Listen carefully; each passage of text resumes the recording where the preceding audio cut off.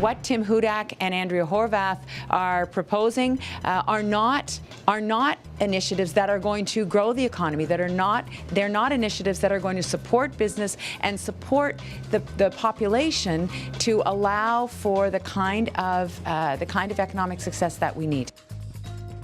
Kathleen Wynne speaking in Toronto today. The Ontario Liberal leader took aim at her opponent, saying her economic plan, that's the only one that can put Ontario back on the track to success. The Conservatives are promising to create more than 1 million private sector jobs if elected. PC leader Tim Hudak says his party will also cut personal and corporate tax rates in the province. Vic Fideli is the former finance critic for the party. He's running in the riding of Nipissing. Joins us now from Toronto. Vic, apparently your plan is one of disaster and hers, which is just seeing jobs leave the province, is one of prosperity. Do you understand this? Can you translate Winnie's for me? Well, I can tell you what her problem is. A few weeks ago, we got the Ministry of Finance documents that told Kathleen Wynne she is not on the path to balance, she is not on track to balance, and in fact, she can't balance the budget, given the current overspending of the Liberal Party. And so when she was asked by giving her major economic speech today, she fumbled through it and started to go back into, well, saying that we're going to balance was really a number that came from the former Premier, not me. You know, she's trying to hide from the fact that only 2 weeks ago she confirmed this in her very own budget. So, well, we got in a question about that. And I want to play a clip of that because she's still kind of sort of fumbling about on it. Here's the tape again from earlier today. Well, just as I said, we've laid out our path to balance. We hope that we can do better than we've projected, but we've got a very prudent and thorough path to balance for 2017-18, and we're committed to sticking to that date. We have overachieved in the past, but you know, I can't guarantee that there will be that kind of overachievement. So we have to put out a realistic and viable plan that's within our budget.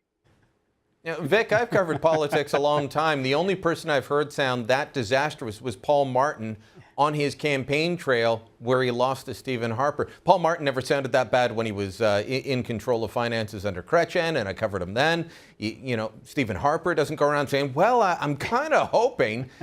She doesn't inspire confidence. Well, the sad part is, I can tell you why, right? These documents that told her very plainly, these are once confidential Ministry of Finance documents, confidential advice to Cabinet said, you are not on track to balance. Yet she comes out here and says, we're gonna maybe kind of sort of aspire to balance. Well, that's not very good for the markets. Really, all that proves is she has no plan for the future of Ontario. Contrast that with our leader, Tim Hudak, who has a 1 million jobs plan. He's been laying it out beautifully and succinctly every day. We're talking about the apprentice program, cutting it from 5 or 3 to 1 down to 1 to 1, one journeyman and one apprentice, where that's going to create 200,000 jobs. We're talking about cutting the corporate tax rate from 11.5% down to 8%, the lowest in North America. That'll create 120,000 jobs. We're talking about our Toronto transit plan that will create 96,000 jobs. Yesterday, he launched our energy program, saving of $384 per family and the creation of 40,000 jobs. This is a team, Tim Hudak and the PC team, that are ready to lead Ontario back to prosperity, Brian. All right, well, let me ask you then a bit more, because you laid out some of the areas of jobs. You mentioned tax cuts. The other parties will say, both of them, the NDP and the Liberals, will say, if you cut taxes, well, that just means the government has less money. Give me some points from the PC plan that helps get Ontario balanced again. Because right now we're spending $11 billion just servicing the debt. That's like not even paying the minimum payment. That's just the interest on the provincial credit card. And as long as Ontario's hurting, it's going to help drag down the rest of the country. So how do you turn things around, Vic? Well, the first thing you have to do is stop spending. So Kathleen Wynne talked about overachieving. That's going from a $9.2 billion deficit 2 years ago to an $11.3 billion deficit last year and a projected $12.5 billion deficit. I don't know how that's overachieving, but the first thing you have to do is stop the spending, because this overspending and the lack of a balanced budget, it's putting the very services that are at the core to what Ontarians need. And I can tell you what they've already cut because they haven't balanced the budget. They cut physiotherapy for seniors last year. They cut cataract surgery for seniors 2 years in a row. This year they cut diabetes strip testing.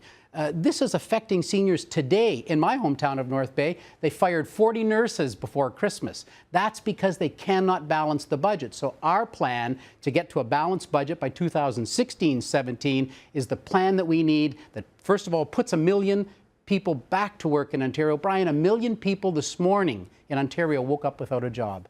So, well, let me play devil's advocate then. You got the million jobs plan, but you also have the layoff 100,000 public servants plan.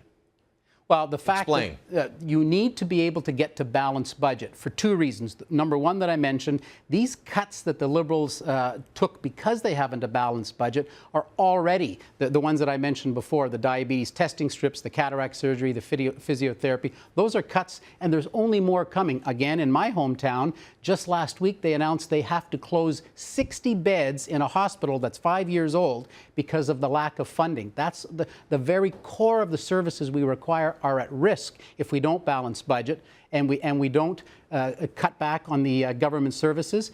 The other half of it is getting to balanced budget is businesses want to locate in a good business climate, lower taxes, low energy rates, less red tape, not in a high tax, high energy environment. Think about this, Brian. Kellogg's, Heinz, Caterpillar, they're still making cereal, they're still making ketchup, they're still making earth-moving equipment, just not in Ontario anymore, Brian. High taxes, high hydro rates, red tape, killing Ontario. Yeah. She wants to turn us into Greece, and it's a lovely place to visit, but I don't want to live with their government. Vic, great talking as always. Always a pleasure, Brian.